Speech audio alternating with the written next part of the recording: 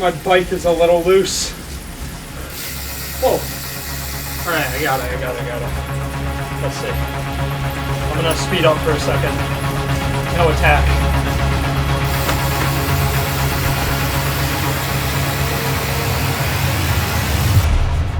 Ladies and gentlemen, welcome back to another Zwift race. Today we are in a ladder race, 5v5 versus, I'll be honest, I have no idea.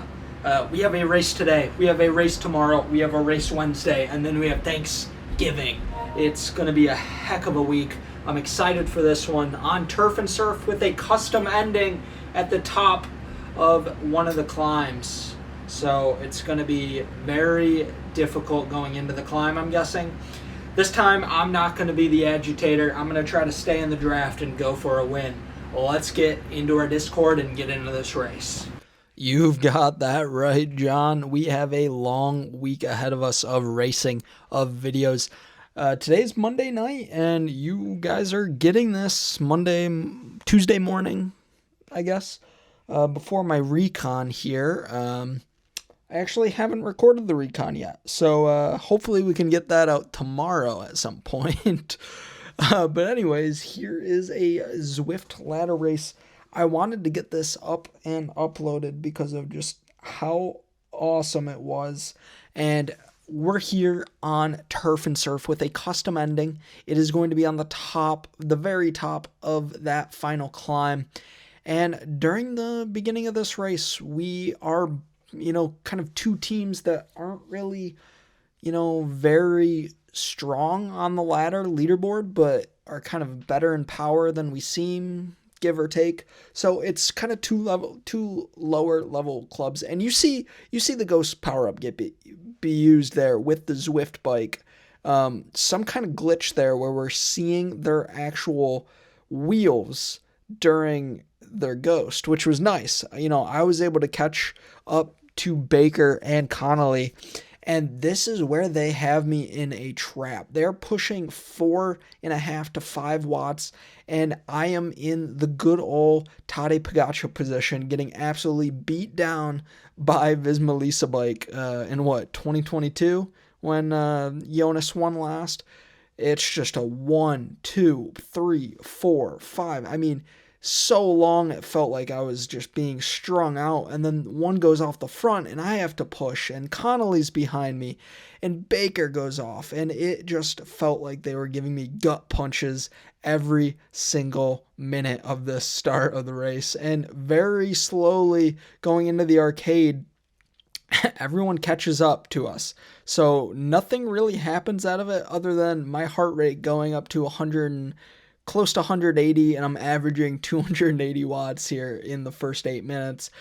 So much for being the chaser, right? I said I wasn't going to attack, and there I am on the front attacking, trying to stay close to these guys. But I'm glad I was able to do that. It kind of helped me, I feel like, string them in and let them know that we're not going to just, get lost.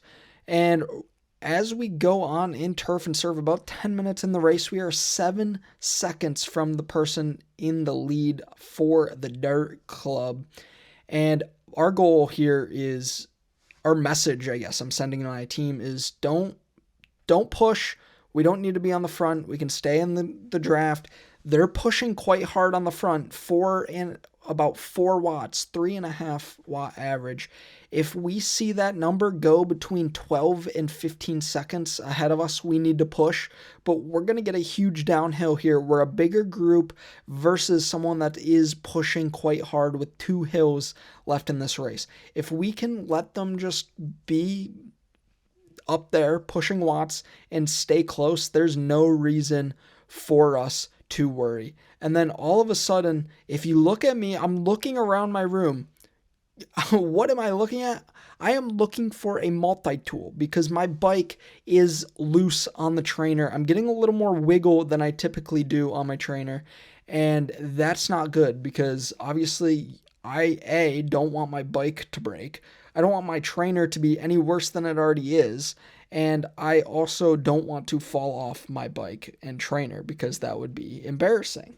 So I'm kind of looking around. I try tightening it with my hand as we get to the downhill. No luck as I'm still wiggling. So I have to text my wife. If she is able to get here within the next minute or so, she might save my race, and she also hopefully might save my life. So let's see what is going to happen. Will we find a multi-tool and fix this issue? My bike is a little loose. Whoa. All right, I got it. Let's see. I'm gonna speed up for a second. No attack.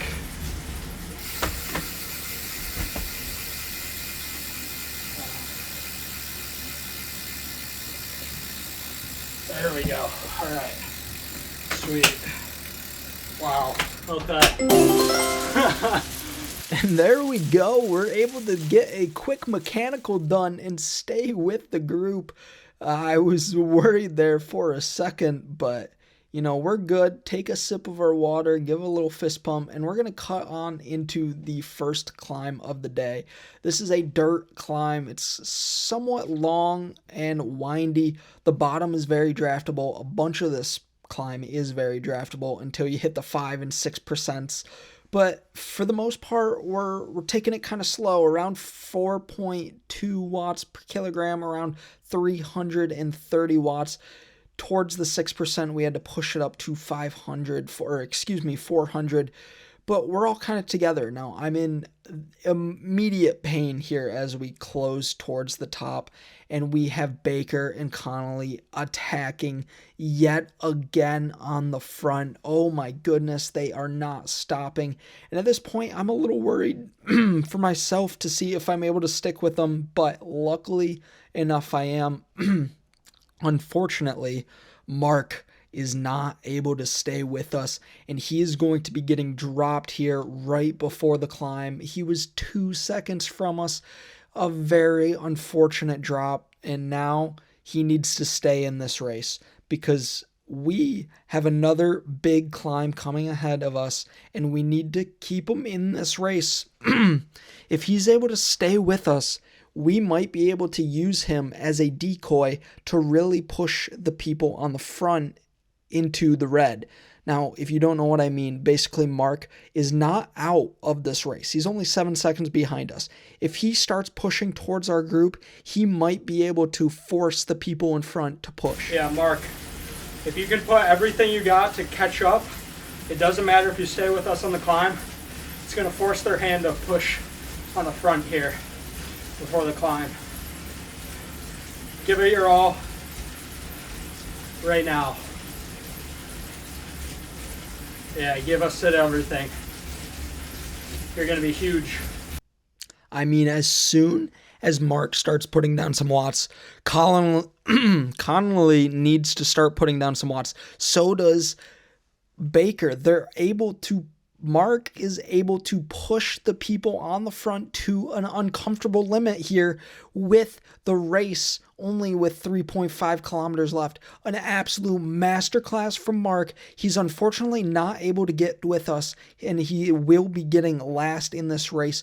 But what a play. I mean, I felt like I was watching a team on the Tour de France really just put a masterclass in team tactics. And now for this final climb, we have their stronger riders of Baker and Connolly on the weaker end here going into the climb. That's what we were hoping for. We want a little bit of an advantage going into this climb where all of us were just sitting in the draft. And now we're at the 5%. We're on the bottom of the climb. We have 1.5 kilometers left and about a minute or so left in the race. We have Billy put a big effort in to really string out this group. Roberts is following. We have a bunch of riders following, and everyone is back in this group with 1 kilometer left. I signal it out. I take the front, and I'm going to hopefully be able to keep the pressure down with this front group, and then there goes Meredith. There's a ghost gets dropped from the Dirt Clan, and Meredith has to go. She's putting down the power, putting down the watts, staying with everyone, and I have nothing left, and Billy shoots out from behind me, and at this point, with 300 meters left, I decide that I just can't catch these guys. They're too fast. They're too good. I have gone out of my way yet again, another bad ladder race, but Meredith takes home the trophy. We unfortunately lose this ladder race, but what a race. Shout out to Mark for an unbelievable team tactic that almost got us the win.